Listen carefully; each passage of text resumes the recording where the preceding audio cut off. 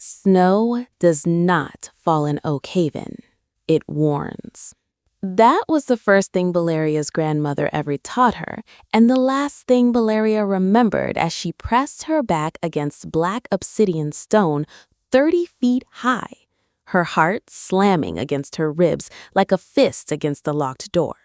Somewhere behind her, in the frozen dark of the lower village, 43 people were dying by inches, their veins turning to brittle silver under their skin. Somewhere ahead of her, past wards older than kingdoms, slept the one creature said to hold the cure in his very blood. They called him the Sovereign King, the last true Lycan bloodline, a monster wearing a crown. She called him her only chance. What Vaeloria didn't know, what no healer's manual, no midnight prayer, no desperate plan could have prepared her for, was that the moment she crossed the threshold of the Obsidian Citadel, something ancient would wake up inside her chest. Something that did not care about blight or borders, or the fact that kings were not supposed to want rogue healers with dirt under their fingernails. Something that would make leaving impossible. She came to steal a cure. She was about to discover she'd already been claimed. The solstice moon hung low and swollen over Oak Haven, bleeding pale light across a kingdom that had forgotten what warmth felt like. Vaeloria moved through the frost-veiled pines like something already half a ghost, her breath crystallizing in ragged puffs, her boots silent on packed snow that had learned over generations to muffle the footsteps of the desperate. She had been walking for 6 hours, 6 hours since she'd knelt beside old Marin's bed and watched silver threads spread beneath the woman's papery skin, delicate as frost on a window pane and twice as deadly. 6 hours since she'd pressed her palm to Marin's cheek and promised in the low, steady voice she used for dying patients that she would find a way. There was only one way left, and it slept behind the black gates of the Obsidian Citadel. The fortress rose out of the mountain like something the earth had grown reluctantly, its towers black glass against a sky the color of a healing bruise. No torches burned along its ramparts. It did not need them. Everyone in the sovereign's realm knew that light was for creatures who feared the dark, and the Lycan King feared nothing. Not war, not winter, not the 7 kingdoms that had once tried and failed to bring him to heel. Vaeloria pressed herself into the shadow of an ice-slicked boulder at the base of the eastern wall and allowed herself exactly 3 seconds to be afraid. Then she reached into the satchel at her hip, closed her fingers around the vial of ghost root oil she'd bled 2 fingers to distill, and began to climb the servants' scaffold that clung to the fortress's flank like an afterthought. She did not let herself think about the stories, the ones about healers who wandered too close to Obsidian land and were never seen again.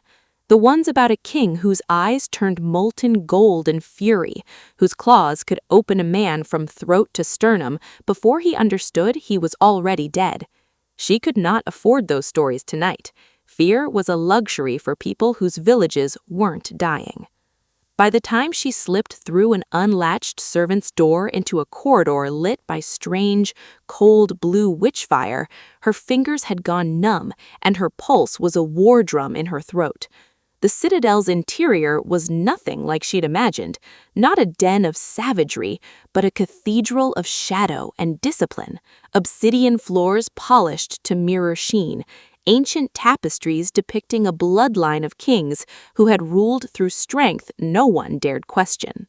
She was 3 corridors deep, moving toward the rumored location of the royal archives when the temperature dropped so suddenly her lungs seized. "You smell," said a voice from the dark, low and rough as gravel dragged over stone, "like fear wearing the perfume of a healer." Vaeloria spun, dagger already in hand, though some distant, rational part of her knew a blade would do nothing against what stepped out of the shadows. He was not what the stories described. He was worse, in the way that truth is always worse than rumor. Zephyron, sovereign king of the Obsidian Citadel, unfolded out of the darkness like something the night itself had shaped with too much care. He stood well over 6 feet, built with the lethal economy of a predator who had never once needed to prove his strength because no one questioned it, and he moved toward her with unhurried, devastating grace, the kind of walk that said, "I already know how this ends." His hair was black as the stone around them, his jaw carved sharp enough to cut, and his eyes, his eyes, burned a molten amber gold that seemed lit from somewhere far older than firelight. He wore no crown. He didn't need one. Authority sat on him like a second skin. "You're trespassing in a den you cannot possibly survive," he said, circling her slowly, and she felt the words land somewhere low in her stomach, half warning, half something far more dangerous. "State your purpose before I decide trespass is a crime punishable by more than mercy." Vaeloria lifted her chin. Her hands were shaking. She did not let her voice shake with them. "I need blood," she said. "Yours." Something flickered across that carved, unreadable face, surprise quickly buried beneath contempt. "Bold," he said, for a woman standing 3 feet from a creature who could end her before she finishes her sentence. "My village is dying." The words cracked out of her, raw and unpolished, all the careful diplomacy she'd rehearsed for 6 hours abandoning her at once. "Silver-Blight. It's in the water and the soil, in 43 people's veins, and it spreads a little further every night while men like you sit behind walls of obsidian pretending the world beyond your gates doesn't exist. The old texts say Lycan blood, true sovereign blood, can purge it. I didn't come here to rob you, Your Majesty. I came to beg. I just didn't think begging would get me further than a blade." Silence stretched between them, thick and glittering with danger, like the moment before an avalanche decides which way to fall. Zephyron studied her the way a wolf studies something that had wandered, foolishly, fearlessly, into its territory. Not quite prey, not quite predator, something in between that he had no name for yet. Vaeloria held his gaze, though every instinct screamed at her to look away, to bow, to run. "Vaeloria," he said finally, testing the shape of her name in his mouth like he was deciding whether to keep it. "The rogue healer. I've heard of you. The one who treats plague villages the crown abandoned. The one who refuses royal payment because she despises kings." "I don't despise kings. I despise kings who let people die for the sin of being poor." His mouth curved, not quite a smile, something sharper, something that made the air between them feel suddenly, dangerously alive. "And yet here you are, in the den of the most despised king in 7 kingdoms, asking him to bleed for people who have never once thanked him for anything." "I'm not asking you to bleed for them," Vaeloria said quietly. "I'm asking you to bleed for me. I'll carry the cure back myself. I'll carry the cost myself. Whatever price you name." Something shifted in the molten gold of his eyes, a flare, quick and involuntary, gone before she could name it. "Careful," he murmured, and the single word rolled through the corridor like distant thunder. "Then name a careful one." He moved closer, not threatening now, or not only threatening, close enough that she could feel heat radiating off him despite the frost-veiled corridor, close enough that her breath caught somewhere between fear and something far more treacherous. "1 vial," he said, "taken freely, given by my own hand, under solstice moon, the only night such blood holds its potency. In exchange, you remain in the citadel until sunrise. My physicians will need to observe you, to be certain sovereign blood doesn't unmake a mortal body as easily as it heals one." It was, Vaeloria understood distantly, not the true reason at all. She could see it in the tightening of his jaw, the way his gaze dropped just once to where her pulse hammered at her throat. But she was in no position to refuse, and some reckless part of her, the part that had scaled a fortress wall on nothing but desperation and stubbornness, did not particularly want to. Agreed, she said. The moment the word left her mouth, something happened that neither of them had bargained for. A heat bloomed beneath her sternum, sudden and violent, like a coal dropped into her chest and fanned instantly to flame. Vaeloria gasped, staggering, one hand flying to press against her breastbone as though she could physically hold the sensation in. Across from her, Zephyron went rigid, a low, involuntary growl tearing out of his throat, his molten eyes flaring so bright they lit the corridor gold. What is this?" she managed. "What is this?" "Impossible," Zephyron breathed, and for the first time since she laid eyes on him, the Sovereign King looked less like a monster carved from stone and more like a man who had just watched the ground open beneath his feet. A soul-tether. Dormant Lycan bloodlines carry the mark for centuries, and it never wakes unless... He didn't finish. He didn't need to. Vaeloria felt it too, in the marrow-deep, undeniable way one feels the first breath after nearly drowning, an invisible thread stretching taut between her chest and his, humming with something that felt unbearably like recognition, like her body had been waiting her entire life to stand in this exact corridor, in this exact cold, in front of this exact king, and had only now remembered why. "That's not possible," she whispered, echoing him, though the words tasted like a lie even as she said them. "I came here for medicine, not whatever this is." "No one comes for a soul-tether," Zephyron said, low and rough, and there was something almost dangerous in how carefully he was suddenly holding himself, as though one wrong movement might shatter the fragile, impossible thing humming between them. "Do you feel that?" he asked, and his voice had dropped into something quieter, something that sounded almost like fear dressed up as command. "Yes," Vaeloria breathed, because lying was no longer an option her body would allow. "I feel it." Outside, beyond the black windows, the solstice moon climbed higher, indifferent to kings or curses, or the ancient magic currently rewriting of the terms of a bargain neither of them had agreed to make. Wind screamed thin and cold against obsidian towers, and in a corridor, lit by witchfire, a rogue healer and a Lycan sovereign stood inches apart, bound by something older than either of their names, while somewhere far below, 43 people continued, silver-veined and dying, to run out of time. "The blood," Vaeloria said, finally, forcing steel back into her spine, though her voice shook at the edges. "I still need the blood, Your Majesty. Tether or no tether, my people are dying tonight."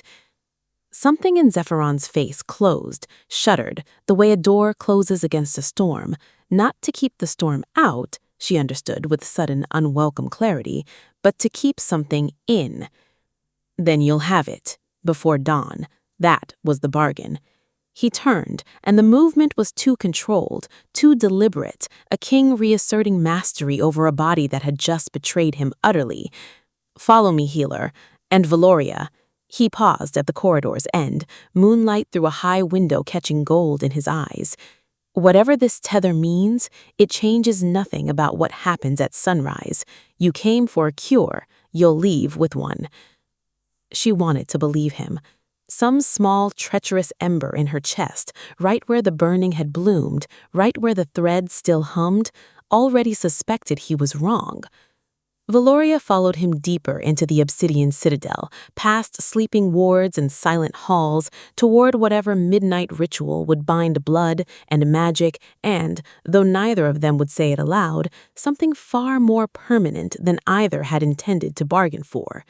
Behind them, the corridor's witchfire guttered low, as though even the ancient flame understood that some doors, once opened, do not close the same way twice. Dawn came to the Obsidian Citadel like mercy came to a battlefield, late and grudging and edged in blood-orange light that turned the black stone towers the color of embers cooling toward ash. Vaeloria stood in the small guest chamber where Zephyron's physicians had kept her through the final hours of night, the sealed vial of sovereign blood clutched so tightly against her chest that her knuckles had gone white. She had it. The cure. Everything she'd risk her life to steal now sat warm and pulsing faintly gold in a vial no larger than her thumb. And every second she spent standing in this fortress was a second Marin and the others didn't have. Go, she told herself. Now, while the halls are quiet, while he's occupied elsewhere. Go. She did not examine too closely why some traitorous part of her chest ached at the thought of leaving without seeing him again.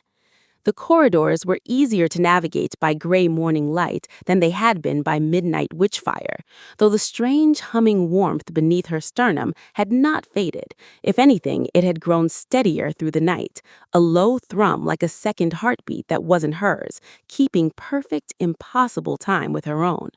She told herself it was simply proximity, magic settling, nothing that would matter once she'd put a mountain range between herself and the Sovereign King. She found the courtyard gates just as the first true light broke over the eastern ridgeline, staining the frost-heavy air the color of a wound just beginning to close.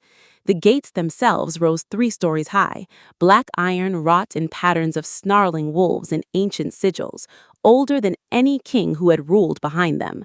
2 citadel guards flanked the entrance, but neither moved to stop her.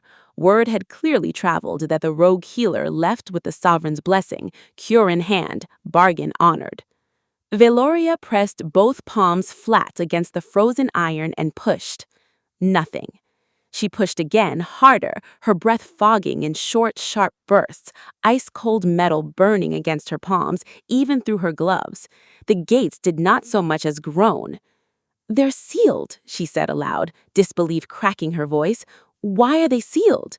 That was when the burning in her chest, the low, patient thrum she'd been ignoring for hours, surged into something violent.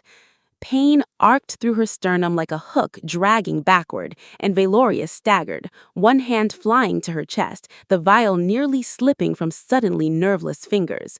The sensation was not subtle, it was not gentle. It was a physical, undeniable pull, an invisible current wrenching her ribs eastward, back toward the fortress interior, back toward the tower where she had left him sleeping, toward Zephyron, as though her very bones had been reforged overnight into a compass with only one direction left to point.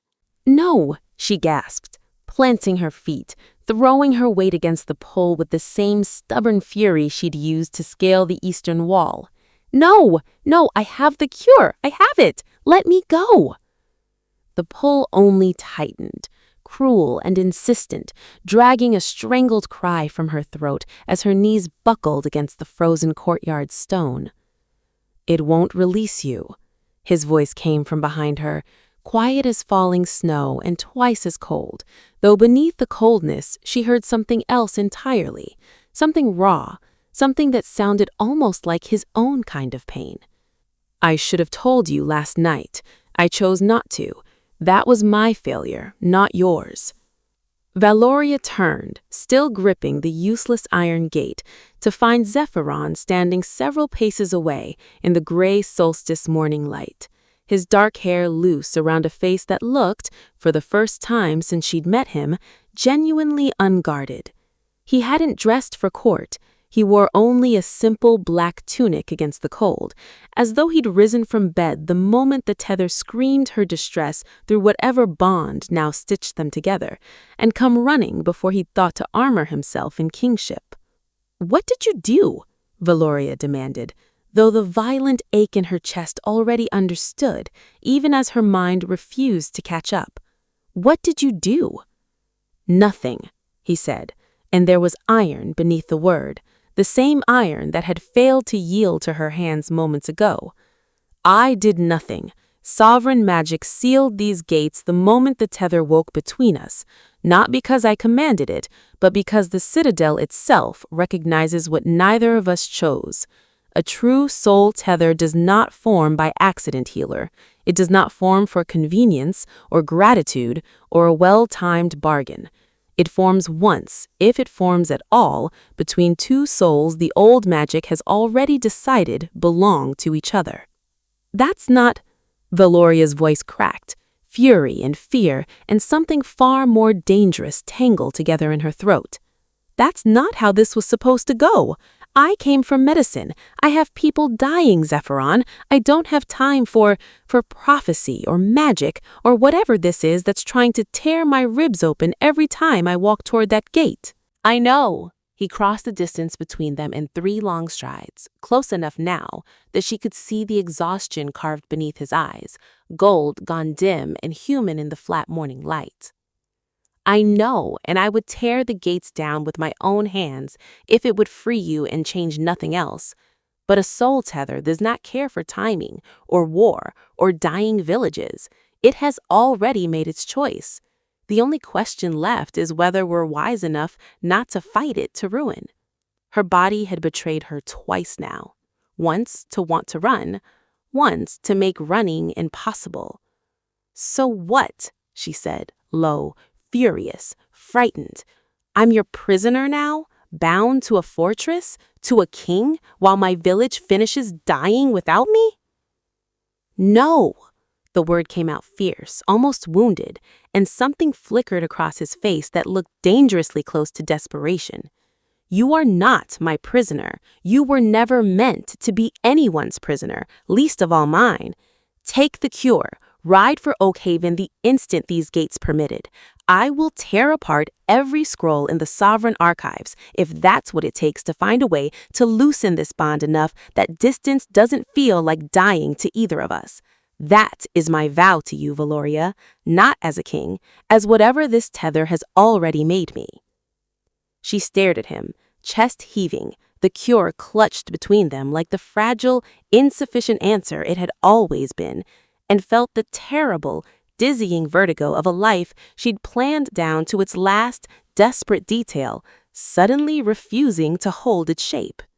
Behind them, the black iron gates remained exactly as sealed as they had been at dawn's first light, patient, ancient, utterly indifferent to the fact that somewhere beyond them, a village was running out of time, and somewhere within them, a healer and a king had just discovered that the price of one midnight bargain might be far higher and far more permanent than either of them had ever agreed to pay. Vaeloria looked from the unyielding gate to the man who could not seem to stop looking at her like she was something the world had almost let him lose, and understood, with a dread that tasted disturbingly like hope, that leaving the Obsidian Citadel was no longer simply a matter of walking through a door. The great hall of the Obsidian Citadel had not welcomed an outsider in over a century, and every soul within it seemed determined to remind Vaeloria of that fact. She stood at Zephyron's right hand, beneath a ceiling lost in vaulted shadow, black banners bearing the snarling wolf sigil of his line, stirring faintly in drafts that seemed to breathe rather than blow. Firelight from great iron braziers threw everything into stark relief, gold and shadow, danger and splendor, and every member of the sovereign court had turned to look at her the moment she crossed the threshold in a borrowed gown the color of deep frost, still smelling faintly of ghost root oil and the road. She had faced angry mobs demanding cures she couldn't make yet. She had faced dying men who cursed her when she could not save them. She had never, in all her years of rogue healing, faced anything quite like the silent, glittering hostility of a Lycan court deciding whether she deserved to breathe their air. "A mortal," said a voice from the dais steps, smooth and cutting as a blade drawn slow from its sheath, "wearing the sovereign's mark in the sovereign's hall as though she were something more than a passing curiosity."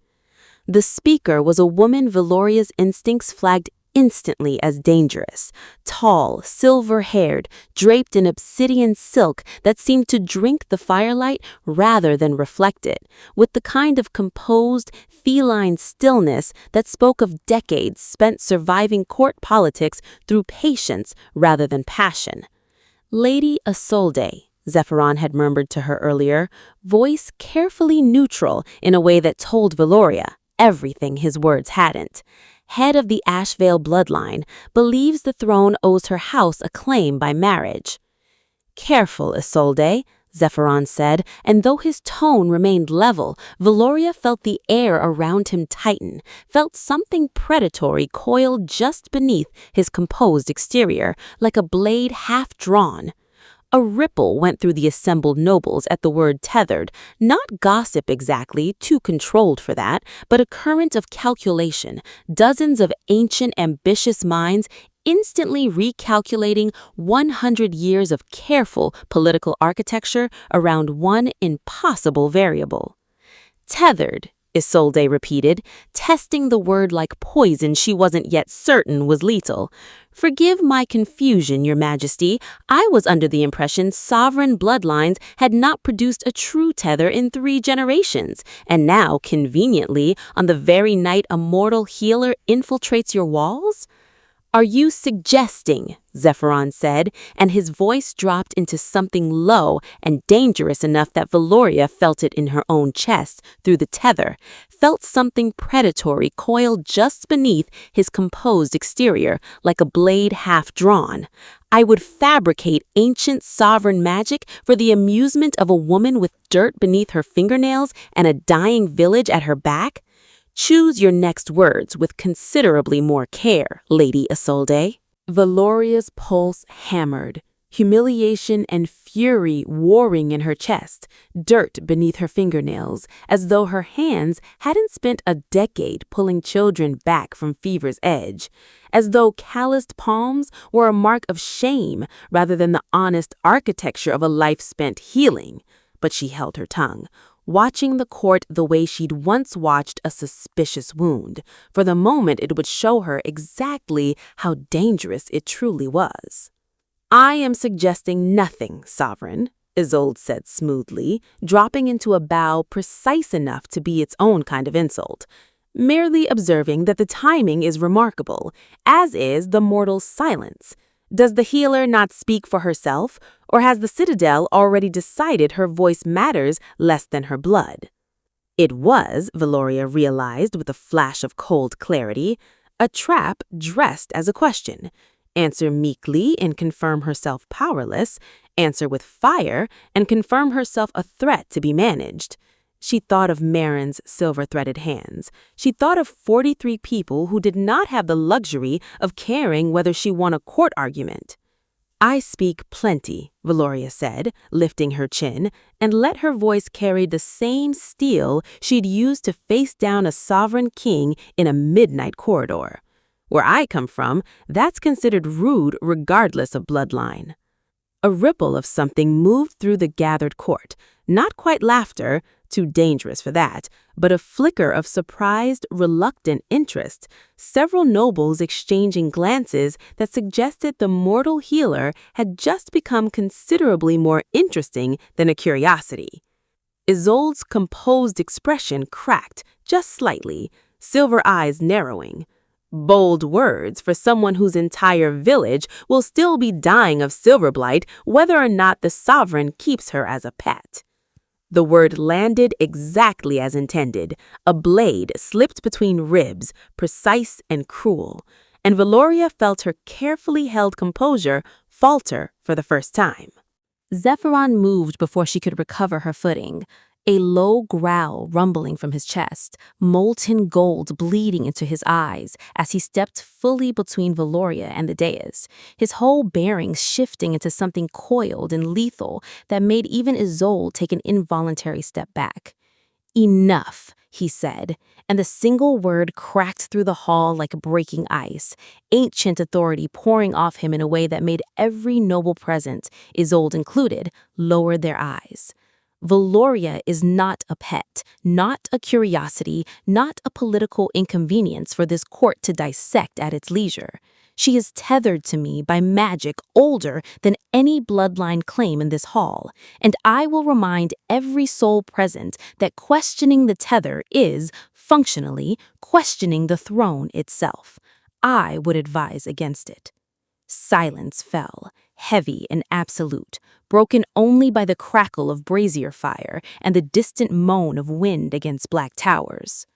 Her village, Zephyron continued, quieter now but no less commanding, will not go on dying, because I intend to see it cured, not as a favor to a mortal healer, but because the woman standing beside me risked her life crossing a fortress full of monsters to save people who have nothing to offer this crown in return. If that is not a quality this court values, then this court has forgotten what it means to rule with honor rather than merely with strength. Vaeloria stared at him, chest tight, the tether between them thrumming warm and steady beneath her ribs, and felt something dangerous crack open in her chest that had nothing to do with ancient magic and everything to do with the way he just stood between her and an entire hostile court without a single moment's hesitation. This is not the plan, she reminded herself desperately. You came from medicine. You have a village. You do not have time to feel whatever this is. But later, walking beside him through torchlit corridors back toward her chambers, the court's hostilities still ringing faintly in her ears, she found herself sneaking glances at his profile. The sharp line of his jaw, the exhausted tension still coiled in his shoulders, the way his molten eyes had gentled the moment they'd left the hall, as though he only allowed himself to stop performing strength once no one else was watching. You didn't have to do that. Defend me so publicly. It'll cost you politically. It already has, Zephyron admitted, a humorless edge to his voice. Isolde will not forgive the humiliation easily, and her bloodline as allies. But I find, Vaeloria, that I am considerably less concerned with what it costs me than I once believed I would be. Why? The question slipped out before she could stop it, raw and unguarded in a way she rarely allowed herself to. He stopped walking, turning to face her fully in the torch-lit corridor, and for a moment the careful mask of sovereignty fell away entirely, leaving only a man who looked, in the flickering gold light, almost achingly uncertain. Because for 100 years I ruled this citadel expecting to feel nothing beyond duty for the rest of my life, and then a healer with mud on her boots broke into my fortress in the dead of night and demanded my blood for people who had never given her anything but need, and I have not stopped thinking about her since. His voice roughened. I know you have a village waiting. I know every hour you spend in this citadel feels like an hour stolen from people who are dying. I am not asking you to forget that. I am only telling you the truth, because you deserve better than pretty court lies. I do not want you to leave, Vaeloria, not because the tether demands it, because I have already begun to. The corridor around them seemed to hold its breath, firelight guttering low against black stone, cold winter air pressing thin and sharp through high windows, the tether between them humming loud enough that Vaeloria could have sworn she felt his pulse alongside her own. I have people dying, she whispered, and it came out sounding less like a refusal and more like a plea for him to understand why she couldn't yet let herself answer him honestly. I know, Zephyron said softly, and I intend to help you save them. That has not changed, and it never will. But know this, healer. His gaze held hers, molten and unflinching. Whatever waits for us once your village is safe, I am no longer capable of pretending I don't want to find out. Vaeloria said nothing. She could not trust her own voice not to betray her, but she did not step away either. And then the charged silence that followed, with winter howling faint and distant beyond ancient stone walls, that felt like its own kind of answer. The messenger arrived 3 days later, half frozen and gray with exhaustion, and the moment his words reached Vaeloria, she felt the floor of the Obsidian Citadel drop away beneath her feet. The blight has reached the eastern well, the young writer gasped, still shaking snow from his cloak in the frost-lit antechamber. It's not just Oak Haven anymore, healer. The silver threads have spread into the mountain streams. If it reaches the Citadel's own water source... He didn't need to finish. Vaeloria was already moving, the vial of sovereign cure clutched forgotten in her satchel, because a single vial had been meant to treat 43 villagers, not an entire spreading contagion threatening to poison a mountain's worth of water, mortal and Lycan alike. She found Zephyron in his private sanctuary atop the highest tower of the Citadel. Before the messenger had even finished his report, the tether had simply pulled her there, some instinct deeper than reason guiding her feet through corridors she'd never walked, until she'd burst through obsidian doors into a chamber unlike anything else in the fortress. The sanctuary was circular, walled in glass rather than stone, open to a sky bruised violet with the last light of a dying afternoon. Ancient runes were carved into a great stone table at its center, glowing faint silver blue, and shelves lined the curved walls holding relics of a bloodline 1,000 years deep. Bone, crystal, pressed herbs older than kingdoms. Zephyron stood at the glass wall, staring out at the mountains with a stillness that told her he already knew. "You felt it too, through the tether," he said grimly, turning to face her. "The blight is no longer a village problem, Vaeloria. If it reaches the aquifer beneath this mountain, it will poison every settlement for 100 miles, mortal and Lycan alike. We no longer have the luxury of one vial and a slow ride home." "Then we need more," Vaeloria said, already moving to the stone table, unpacking her satchel with hands that shook only slightly. "Not just blood alone. Blood alone won't scale to something this size. I need silver-bind root, moon petal ash, frost glass shavings if you have them, and enough sovereign blood to anchor a working large enough to purify running water, not just a single body's veins." "That is not a healer's remedy anymore," Zephyron said, slowly, understanding dawning across his sharp features. "That is a sovereign-scale binding, blood magic layered with botanical alchemy." "Then layer it," Vaeloria said, meeting his eyes with the same fierce, unshakable resolve that had carried her over a fortress wall 3 nights ago. "You have the magic, I have the craft. Neither of us can do this alone, but together." "Together," he echoed, and something fierce and bright moved behind his molten eyes. "We might actually save them." What followed was unlike anything Vaeloria had done in a decade of rogue healing. Zephyron swept the ancient relics from his shelves with sure, practiced hands, laying out ingredients whose properties Vaeloria had only ever read about in half-burned texts. True frost glass, moon petal harvested at the exact height of a Lycan solstice, silver ash gathered from the graves of sovereigns 1,000 years dead. She ground and measured and murmured old healers' incantations under her breath, while he carved fresh runes into the stone table with the claw drawn from his own thumb, sovereign blood glowing molten gold as it seeped into ancient grooves.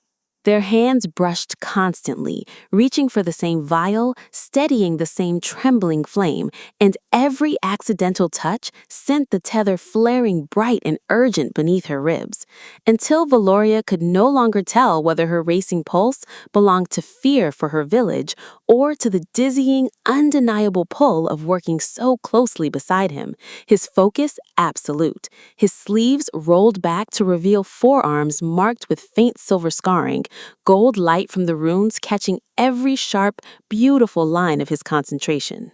"Now," he said finally, voice low and taut as the final ingredient, a single drop of his own heart's blood, more potent and more costly than anything given 3 nights prior, hovered above the mixture.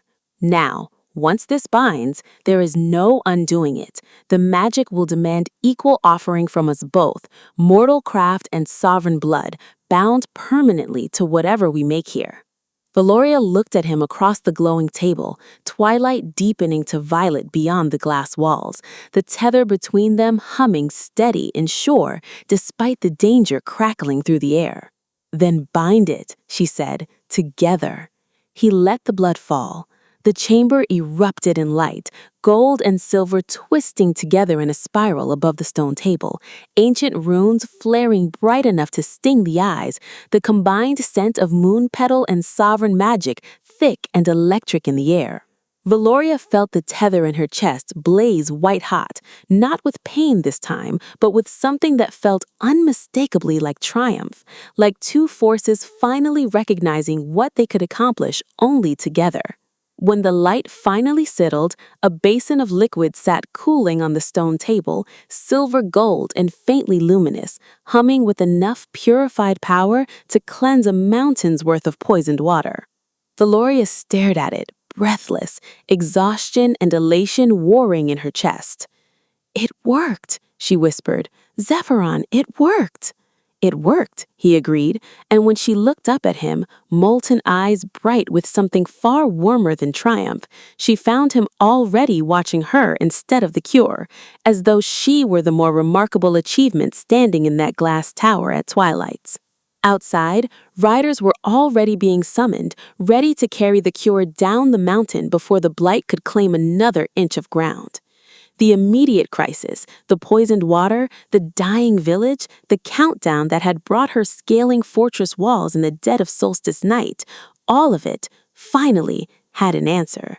But as Vaeloria looked at the space between her hand and Zephyron's on the cooling stone table, close enough to touch, neither quite closing the distance, she understood with a shiver that had nothing to do with the mountain cold, that the true reckoning of what they'd built together, tether, trust, and something dangerously close to love, was only just beginning. The riders left within the hour, 6 of Zephyron's fastest scouts vanishing down the frozen mountain switchbacks with the silver-gold cure sealed in warded flasks, enough to purify the aquifer and treat every silver-veined villager still clinging to life in Oakhaven. Vaeloria stood at the glass wall of the sanctuary long after they'd disappeared into the tree line, watching the place where the path curved out of sight, her whole body still thrumming with the aftershock of the working. "They'll reach the village by tomorrow's first light," Zephyron said quietly, coming to stand beside her. "I've sent my personal physician with them. Marin will be tended before the sun has fully risen." Vaeloria closed her eyes. 3 days of dread she hadn't let herself fully feel, hadn't been able to afford feeling, not with a court to navigate and a cure to build. She gestured helplessly at the cooling basin behind them. "Any of it." "I wanted to," Zephyron said simply, and the honesty in it undid her more than any grand declaration could have. "I have spent 100 years ruling a kingdom I built to keep the world out, Vaeloria. You are the first thing that has ever made me want to tear a piece of that wall down instead." She turned to look at him then, and found him already watching her with an expression she was beginning to recognize, not the molten, imperious gaze of the Sovereign King who'd first stepped out of Citadel's shadow to threaten her life, but something quieter, something unguarded, something that looked almost afraid of its own hope. "There's something else," he said, and the careful weight in his voice made her stomach tighten. "Come, I owe you an ending to a promise I made 3 mornings ago, before either of us understood what we were promising." He led her down through the Citadel's winding halls as evening deepened into true night, past the great hall where fireplace still burned low, past sleeping wards and silent guards, until they emerged once more into the courtyard where black iron gates rose against a sky now scattered thick with stars, the same gates that had refused to yield beneath her hands at dawn, 3 days and what felt like a lifetime ago. Snow had begun to fall, fine and silver, catching starlight as it drifted down around them. "I told you at dawn that I would find a way to loosen this bond," Zephyron said, stopping before the gates, his profile carved sharp and solemn against the darkness. "I have spent every spare hour since studying the old sovereign texts. I believe I found the working. It will not break the tether, nothing can do that, not fully, not ever, but it will unseal the gates. It will give you your choice back. A true one this time, not one the Citadel's magic makes for you." Vaeloria's breath caught. "You do that? Even knowing what it means? Even knowing I might—" She couldn't finish the sentence. "Even knowing I might walk through them and never look back." "Especially knowing that," Zephyron said, and his voice roughened with something raw and unguarded. "Vaeloria, I am the Sovereign King of the Obsidian Citadel. I could keep these gates sealed for the rest of both our lives and call it fate, call it magic, call it anything but what it would actually be. A cage with prettier bars than most. I refuse to be the kind of king who mistakes possession for love.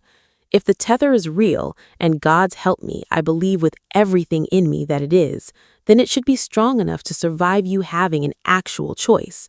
And if it isn't, his jaw tightened, then I would rather know that truth now and let you go than spend 100 years wondering whether you stayed only because a door wouldn't open. He lifted his hand, and Vaeloria watched, throat tight, as he pressed his palm flat against the ancient iron and murmured words in a language older than the mountain itself. Low, resonant, full of the same aching gravity she'd heard in his voice since the moment they'd met. The wolf sigils carved into the gate flared once, brilliant silver gold, and then dimmed.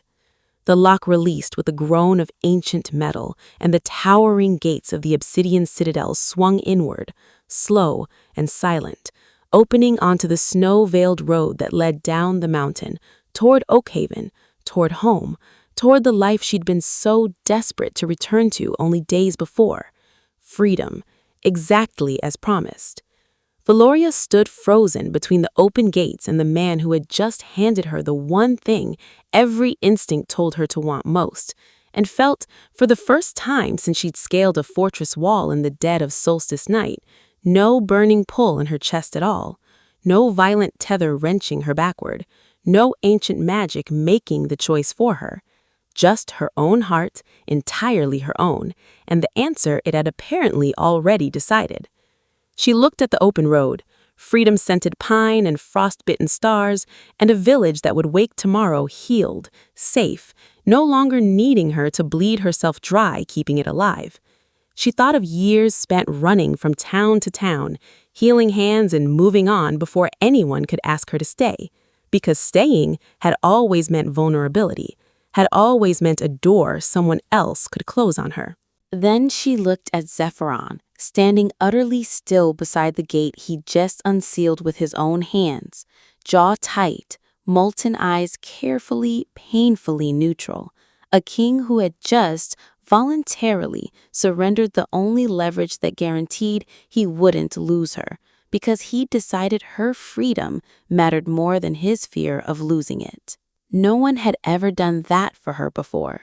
No one had ever loved her enough to risk everything on the terrifying possibility that she might choose to stay. "You unsealed them," she said, softly, "and now you're standing there like a man waiting for an executioner." "I am waiting," Zephyron said, voice low and taut, "to find out whether the last 3 days built something real, or whether I have simply been the last locked door standing between you and the life you actually wanted." He swallowed hard. "Either answer, Vaeloria. I need you to know I will accept either answer, but I would be lying if I told you I wasn't afraid of one of them." Vaeloria stepped toward the open gate. She watched something in his face brace, quietly, devastatingly, for the goodbye he clearly expected, and then she turned around, walked straight back through the open gates into the courtyard, into the falling silver snow, until she stood close enough to feel the warmth radiating off him despite the winter air, close enough that the space between them hummed not with ancient tether magic, but with something far more ordinary and far more extraordinary, simple, undeniable, chosen want. "I scaled your fortress wall for medicine," she said, looking up at him, her voice unsteady with an honesty she'd spent a lifetime avoiding. "I never once planned on finding a home, but I have watched you defend me to a hostile court, bleed your own heart's blood to save people who owe your crown nothing, and just now hand me the one thing that would let me walk away from you forever, because you loved me enough to make sure I'd only stay if I actually chose to." Her breath fogged pale in the cold between them. "I'm choosing to, Zephyron, not because of the tether, because of you." For a moment, Zephyron didn't move at all, as though he needed to be entirely certain the words were real before he allowed himself to believe them. Then something in his carefully held composure broke, gently, completely, and he closed the last small distance between them, one hand rising to cradle her face with a tenderness that seemed almost startling in a man built for war and rule and centuries of solitary strength. "Say it again," he murmured, voice rough, forehead nearly touching hers. "Tell me you're staying because it's a choice made freely, so I can spend the rest of my life certain it was true." "I'm staying," Vaeloria whispered, and this time the tether in her chest didn't burn or pull or ache. It simply glowed, warm and settled, the humming thread of two souls no longer fighting the truth they'd both been circling since a midnight bargain 3 nights before. "I choose you, Zephyron. I choose the Citadel and the court that will probably still hate me and whatever impossible future a rogue healer and a sovereign king are supposed to build together. I choose all of it. I choose you." Snow drifted silver and slow between them, catching starlight, catching the last lingering shimmer of solstice magic still humming faint in the winter air. And Zephyron looked at her the way she imagined kings of old must have once looked at kingdoms worth losing everything for. "Then let the whole realm know that the sovereign king of the Obsidian Citadel was conquered not by war, not by rival houses, not by 100 years of enemies at his gates, but by a healer with mud on her boots and more courage than sense, who broke into his fortress for medicine and left with his entire heart instead." "That," Vaeloria said, a fragile, radiant smile breaking through unshed tears, "sounds like the beginning of a very good story." "No," Zephyron murmured, his thumb tracing the curve of her cheek with a reverence that stole the breath from her lungs entirely, gold eyes burning warm as the last embers of solstice fire. He kissed her then, beneath the vast, glittering solstice sky, snow falling silver around them, like the world itself was holding its breath. And Vaeloria felt every fear she had carried up that frozen mountain 3 nights ago dissolve into something impossibly warm, impossibly certain. The kiss was not rushed, not desperate, but deep and searching and achingly tender. A question finally answered, a bargain finally honored. 2 souls that had waited 100 years and 1 impossible midnight to find each other, finally, fully arriving home. Behind them, the great iron gates of the Obsidian Citadel stood open to the night, unlocked and unguarded, exactly as Zephyron had promised. Vaeloria did not walk through them. She had already found the door that mattered, standing in the falling snow in the arms of a king who had learned that love was never about keeping a heart caged, but about building something worth staying for. And as the solstice moon climbed high and radiant above the Obsidian Citadel, casting the black towers in silver-gold light, the healer and the sovereign king stood together at last, not bound by ancient magic alone, but by a choice freely made, a bargain freely kept, and a love that would endure long after the last snow of that midnight solstice finally melted into spring. Thank you for listening. If you enjoyed this story, don't forget to like, subscribe, and drop a comment below. Which scene hit you hardest? See you in the next story.